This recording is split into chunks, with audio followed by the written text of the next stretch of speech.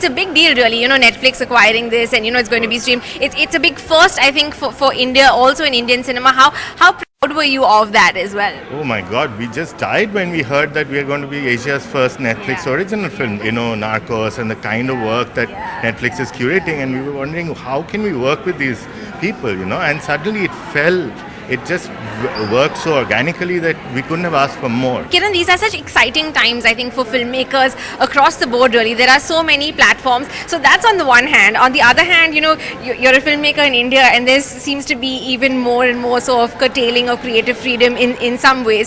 How do you as a filmmaker really juxtapose these two things in your head, if at all? Well, we're really lucky that Udta Punjab sort of shook the foundations of everything with their winning the case. I think it really, for us, was a big victory as a filmmaking community. I think it's time that filmmakers got to make the films they want to make, and audiences just decide what they want to watch and get on with it. We were so grateful to them for just going ahead with that case and winning it for us.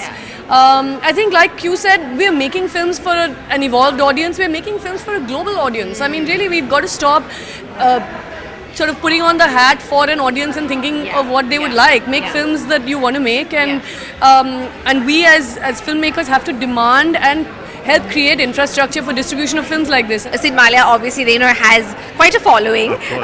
So what was he like, really? This is his debut, so tell us a little bit about that. Oh well, I for one was very, very surprised with Sid. So you have these things that you think that people are, right? And then we knew that he was trying to get into acting. He was being quite serious about it.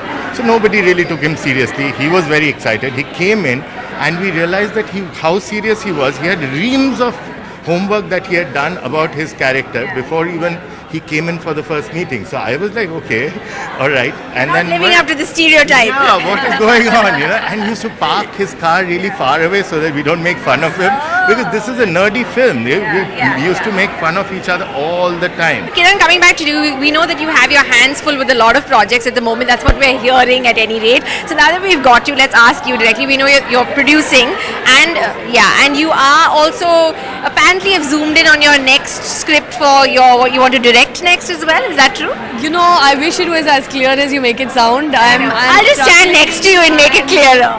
Desperately trying to get to the surface and find what I want to make next. It's been a long struggle for me. I mean, balancing work, the home life, producing, which is very exciting and very creative.